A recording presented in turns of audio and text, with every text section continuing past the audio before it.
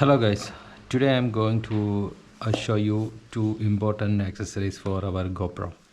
GoProൻ്റെ ഏറ്റവും പ്രധാനപ്പെട്ട ഒരു ആക്സസറിയാണിത്. മെയിൻലി ബൈക്ക് റൈഡേഴ്സിന് ഒത്തിരി യൂസ്ഫുൾ ആവുന്നൊരു സംഭവമാണിത്. ബൈക്കിൽ നമ്മൾ ഗോപ്രോയ്ക്ക് ഒരു എക്സ്ട്രാ ബാറ്ററി ഉണ്ടെങ്കിൽ തന്നെ നമുക്ക് ബൈക്കിൽ യാത്ര ചെയ്യുന്ന സമയത്ത് അത് ചാർജ് ചെയ്യാന്ന് പറഞ്ഞിട്ടുണ്ടെങ്കിൽ ഒരു ഹാർഡ് ടാസ്ക്കാണ്. കാരണം ഗോപ്രോൻ്റെ ഒരു മെയിൻ ഇഷ്യൂ എന്ന് പറഞ്ഞാലും ഒരു പോരായ്മ ഇതാണ്. അതായത് ബാക്കിലെ സ്ട്രിപ്പ് മാറ്റിയാൽ മാത്രമേ ചാർജ് ചെയ്യാൻ പറ്റുള്ളൂ. റണ്ണിങ് ടൈമിൽ ചാർജ് ചെയ്യാൻ പറ്റില്ല. അപ്പോൾ അതിന് വേണ്ടിയൊരു സൊല്യൂഷൻ ഞാൻ നോക്കിയപ്പോഴാണ് എനിക്ക് ഇത് കിട്ടിയത്, ചാർജിങ് ബോക്സ്. ഗോപ്രോൻ്റെ ഒറിജിനൽ ചാർജിങ് ബോക്സിന് 4K സംതിങ് വില ഉണ്ട്. അപ്പം ഞാനൊരു കുറച്ച് കുറഞ്ഞ ഐറ്റം എനിക്ക് കിട്ടിയൊരു വാല്യൂ ഫോർ മണി ഐറ്റമാണിത്. ഇതാണ് ഐറ്റം.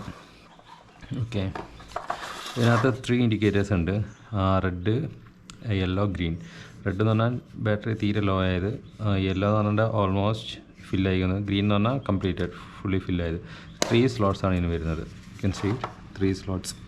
ഓക്കെ, നമുക്കൊരു ഗോപ്രോ മേടിക്കുമ്പോൾ ഒരു എക്സ്ട്രാ ബാറ്ററി തരുന്നുണ്ട് അവർ.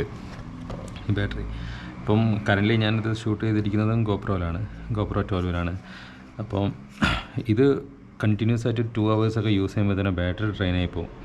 അപ്പോൾ നമുക്കൊരു എക്സ്ട്രാ ബാറ്ററി നമ്മൾ ബൈക്ക് റൈഡൊക്കെ ചെയ്യുമ്പോൾ അത്യാവശ്യം ലെങ്ത്തുള്ളൊരു കേബിളും ആയിട്ടിരിക്കുന്നത്. അങ്ങനെ നമ്മളിപ്പം റോയൽ എൻഫീൽഡൊക്കെ ഉപയോഗിക്കുന്നവർക്ക് അറിയാം, ഓൾറെഡി USB കേബിൾ വരുന്നുണ്ട്.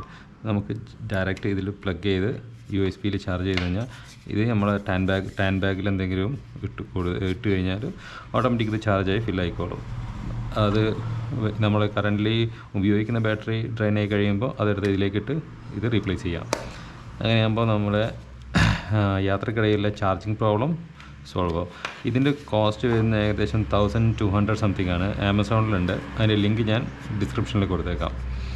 ഓക്കെ, ഇതൊരു ഐറ്റം. ഇനി വേറൊരു ഐറ്റം ബേസിക്കലി റൈഡേഴ്സിന് വേണ്ടിയുള്ള ഒരു ഐറ്റംസാണിത്. ഓക്കെ, ഇനി നെക്സ്റ്റ് ഐറ്റം എന്ന് പറഞ്ഞാൽ ഹെൽമെറ്റിൻ്റെ ഒരു മൗണ്ടാണ്. ഞാൻ ഓൾറെഡി സ്റ്റിക്ക് ചെയ്തതാണ് ഈ മൗണ്ട്. ഇത് ചെറിയൊരു പ്ലാസ്റ്റിക്കാണ്, ഇതിൻ്റെ മുകളിലൊരു സ്റ്റിക്കേഴ്സാണ് വരുന്നത്. സ്റ്റിക്കർ ഇതാക്കി ഒട്ടിച്ചതാണ്. ഈ ആംഗിളിൽ വേണം ഇത് ഒട്ടിക്കാൻ. ഓക്കെ, ഇതിൻ്റെ ഒരു പ്രത്യേകത എന്ന് പറഞ്ഞിട്ടുണ്ടെങ്കിൽ ഈ വെൻസ് ഉള്ളത് കൊണ്ട് തന്നെ എനിക്ക് ഇതിവിടെ കൂടി ഡയറക്റ്റ് എടുക്കുന്ന മൗണ്ട് ഇടാൻ പറ്റില്ല. കാരണം ഈ എയർ വെൻസ് ബ്ലോക്ക് ആയി കഴിഞ്ഞാൽ ഫോഗ് അടിക്കും. അപ്പോൾ എനിക്ക് ഈ ഫോഗ് അടിക്കാനും പാടില്ല, വെൻസ് വേണം താനും ഈ ഗോപ്രോ ഫിറ്റ് ചെയ്യാൻ വേണം. അങ്ങനെയാണ് ഞാൻ ഈ സംഭവത്തിലേക്ക് എത്തി. ഇത് സാധാ പ്ലാസ്റ്റിക് മെറ്റീരിയലാണ്, പക്ഷേ ഇതിന് കോസ്റ്റ് വരുമ്പോൾ 399 വരുന്നുണ്ട്, 400 റുപ്പീസിൻ്റെ അടുത്ത് വരുന്നുണ്ട്. പക്ഷേ കുഴപ്പമില്ല, അത്യാവശ്യം യൂസ്ഫുൾ ആയ ഒരു ഐറ്റമാണ്. ഇത് നമ്മളെ ഗോപ്രോയ്ക്ക് കിട്ടിയ മൗണ്ടാണ്. ഈ മൗണ്ടിനെ നമുക്ക് ഡയറക്റ്റ് ഇതിൽ ചെയ്യാം, ലോക്ക് ചെയ്ത് കഴിഞ്ഞാൽ ഓക്കെ യൂസ് ചെയ്യാൻ പറ്റും നമുക്ക് ഈസി ആയിട്ട്. ഈ 2 ഐറ്റംസ് നിങ്ങളെ കാണിക്കണമെന്ന് തോന്നി.